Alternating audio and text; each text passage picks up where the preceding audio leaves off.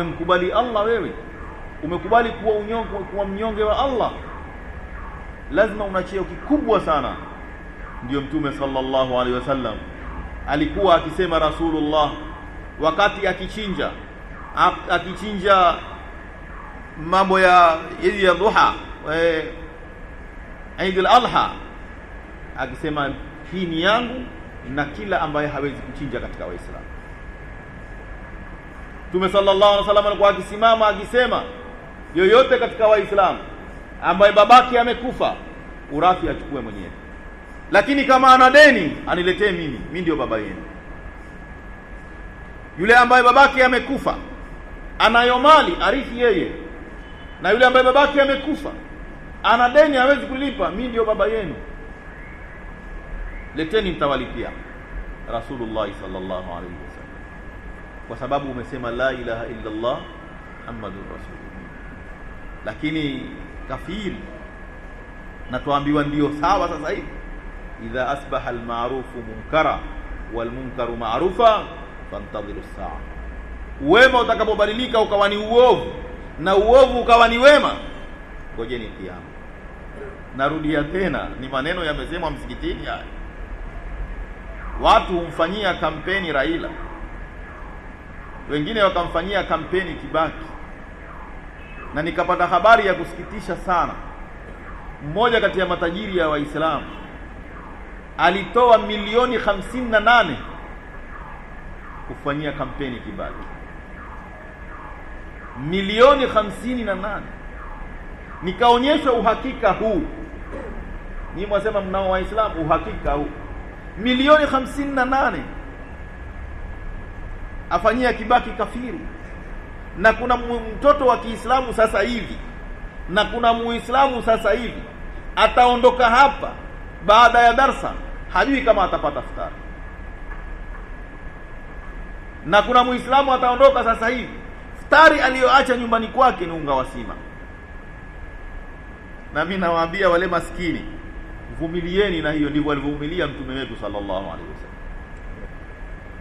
Hicho ambacho ni kichache na ni duni, Mwenyezi Mungu atatia baraka hata kama ni sima. Lakini tajiri wa Muislamu, tajiri wa Kiislamu hutoa pesa hizo, na ndugu zetu hawana pesa ya kununua risasi, na Ethiopia amewakalia, ana kila aina ya silaha, na matajiri wazitupa pesa namna hiyo. Milioni 58 zikapelekewa ndugu zetu, wallahi wataichukua Mogadishu kwa siku moja, na Qur'ani itasimama kwa siku moja. Kinachowafanya wasichukue Mogadishu ni nini? Hawana silaha za kuilinda. Silaha za kuilinda hawana, wakishaichukua hawatailindaje? Yabidi wawapige kidogo kidogo mpaka wachoke kufa wale, wakimbie.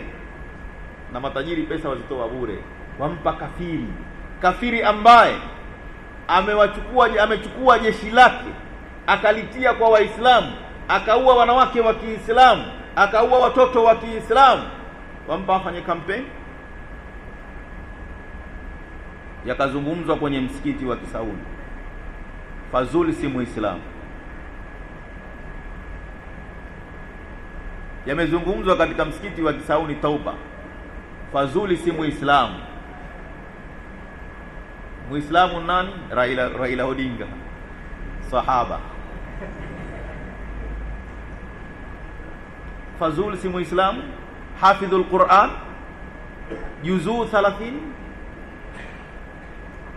amehifadhi Qur'ani juzuu 30, ameacha miji yake akaenda Afghanistan akapigana jihadi na Russia, bado si Muislamu, na bado yuko katika jihad, naambiwa si Muislamu. Kwa sababu watu wasema anatuletea matatizo. Hata Rasulullah sallallahu alaihi wasallam alipofika Madina, matatizo yalikuwa ni haya, watu kushikwa na makafiri, watu kushikwa na Warumi. Mtume sallallahu alaihi wasallam aendeleza pole tu mpaka mwisho akatawala. Binti yake huyu aangushwa kwenye ngamia na mimba yatoka. Rasulullah ni binti yake huyu, apigwa, amwanguka kwenye ngamia, atoa mimba. na hasemi basi mimi ninajiletea matatizo pale pale mpaka kafiri aishe. Ndio Uislamu. Fazuli hajatuletea matatizo sisi, ametuletea neema,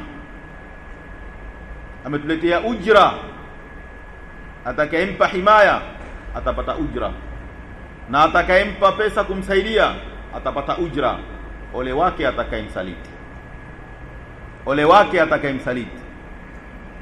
Waende wakapambane mbele ya Allah siku ya kiyama. Kwa hivyo imesemwa, nataka niwaonyeshe tu watu wema wakiishi na makafiri walikuwa wakiishi nao vipi.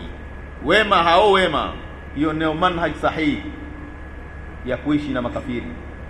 Hakuna manhaj sahihi ya kuishi na makafiri kuwabembeleza. Kafiri umbembeleze, na ni kafiri amemkufuru Mungu. Chukua mfano mmoja tu mdogo tu. Mtu amtukane babako mbele yako, utafanyaje? Amtukane babako mbele yako, utamfanyaje mtu yule? Pakistani wamtukana Mungu kila siku na gari zapita bum bum bum, hakuna linayemkera. Babako na Mungu ni upi bora? Abu Ubaida Amir bin Jarrah alimkata babake kichwa, babake wa kumzaa akamkata kichwa siku ya Badri. Akamwambia, khudhu ya abi wa ana fi sabilillah, khudhu ya abi wa ana fi sabilillah. Chukua upanga huu babangu, mimi niko katika njia ya Mwenyezi Mungu. Kamkata kichwa kabisa, akamuua. Abdurrahman amwambia Abu Bakar radhiyallahu anhu, babaki, siku ya Badri nilikuwa ninakupatia nafasi, lakini nikakuona babangu alikuwa mkafiri hajasilimu. Abu Bakar radhiyallahu anhu akamwambia, bahati yako, mimi ningekupatia nafasi ningekuua, mimi ningekupatia nafasi ningekuua. Musa bin Umair siku ya Badr, ndugu yake afungwa mikono. Musa amemwambia mtu wa Madina amfunge vizuri huyo, mamake ni tajiri huyo, atakuja kumkomboa. Ndugu yake amwambia Musa, ndugu yangu tumbo mmoja, huu ndio wasia wako? Akamwambia, la, ndugu yangu ni huyu mtu wa Madina Ansari, huyu ndiye ndugu yangu, wewe ni kafiri, si ndugu yangu. Kisha leo watu wamekazana kampeni. Haya kampeni, makafiri dhimmi, huu ndio mkataba huu. Lazima watu waishi na makafiri kuwa ni maadui na ni waovu, wasiishi nao kuwa ni wema. Ukiishi kuwa na makafiri ni wema, uko katika jahannam. Kitaka amini au nenda kadanganywe na mashehe wanaoogopa wali wao usiponyoke na kitumbua chao kisiingie mchanga.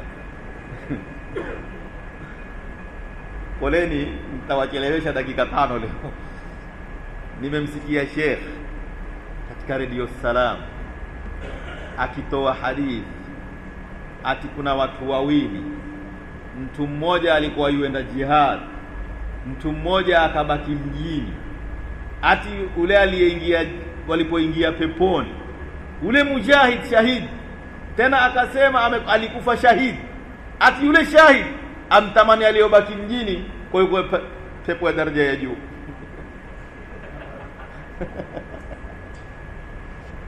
Akaikariri, akaenda akirudi. Ati iingie kwenye fikira ya watu kwamba si lazima uende jihadi ndio uingie peponi. Hata ukibaki mjini waweza kuingia peponi, kuwavunja watu makali wasiwe na fikra ya jihad. Kaeni mjini muone maneno, kwa sababu Mwenyezi Mungu anasema fatarabbasu hatta yati Allahu bi amri. Ngojeni, kaeni mjini mtaona. Shida ni hii inayotupata sasa hivi. Sukari imepanda, mchele haununuliki, nyama hainunuliki, futari hailiki, tumebaki tusema hivyo tu. Siku yapita, maisha yenu. Utakufa hapa, nasi ndiye atakayekushika. Kafiri hata hajui kwamba kuna Allah. Wewe wafa untilwa jidude hapa puani, aliyesimama karibu yako ni nasi kafiri jeni, ndiye kuangalia. Hakuna talqini ya la ilaha illa Allah, hakuna chochote. Sio maisha aliyoishi Mtume sallallahu alaihi wasallam. Na kama Mtume aliishi maisha kama yangu mimi na wewe, wallahi Uislamu usingetoka Makka. Lakini Rasulullah alisimamisha silaha. Kwa hivyo tukiwa na makafiri tuwajue maadui zetu. Na nawaomba Waislamu wale ambao hufanya kazi katika mashirika haya ya ujasusi wa kikafiri, kuna Waislamu wameandikwa katika NSIS, National Security. Kuna Waislamu ni mainforma wa polisi, na hawako kwenye kitengo kingine. Wao hawaruhusiki kuangalia marobari nini, wao kuangalia mambo ya Al-Qaeda tu, ndio lengo lao. Wallahi siku ya kiyama utaona wewe pata shilingi 500, shilingi 1000 sasa hivi, uone mpato kubwa hilo. Ngoja tufike mbele ya Allah, na kiyama hakiko mbali, miaka 2 5 pengine kesho kiyama nkufa kwako. Sasa yule ambaye afanya kazi na polisi, na wapo hapa, tamuona mtu anasijida kama biskuti hapa, lakini kazi yake yeye kusaliti Waislamu. Kwa hivyo ndugu zangu Waislamu, na tumewaona hasa kwa sababu kuna mapolisi sasa hivi wamewekwa kila mahali. Sabasaba kuna nyumba wamekodishiwa, wakidhania Fazuli ataenda upande huo, upande wa Sabasaba kuna kikosi hasa, kuna lodging pale, wako juu wangojea Fazuli kwamba atakwenda kujifita majumba ya karibu ya hapo. Waislamu huja, tumewaona hasa Waislamu wakija, polisi ungia nao, kuna hoteli chini pale ya Wahindi, wanaona chai nao, wawapa habari Muislamu huyo aenda zake, aenda msikitini sasa, aenda mitaani sasa. Ole wenu Waislamu, ole wenu Waislamu. Kisha kafiri akimmaliza Fazul atakufuata wewe aliyekuwa akikutuma. Akishammaliza Fazul atakufuata wewe, na utaona utapata hasara duniani na kesho yako. Kwa hivyo makafiri hawatupendi sisi, ndio masahaba wakakaa nao hivi. Mwana Zainab radhiyallahu anha akaanguka kutoka kwenye ngamia, akajipiga na jiwe, mimba ikatoka, akaumwa sana. Lakini Hubar ibn al-Aswad al-Asadi tume hakumwacha. Nafikiri atamwacha hivi hivi tu, haizi mwacha. Ngoja siku ya Fathi Makkah atakuwa amwangushe binti yake, mimba itoke, kisha amwache. Hakuna hiyo katika Uislamu, hakuna. Uislamu akishikwa kafiri achinjwe tu, hakuna human rights, hakuna chochote. Ndio Uislamu wasema hivyo. Kwa hivyo baada ya kutoa mimba Mwana Zainab, na akawa mgonjwa sana,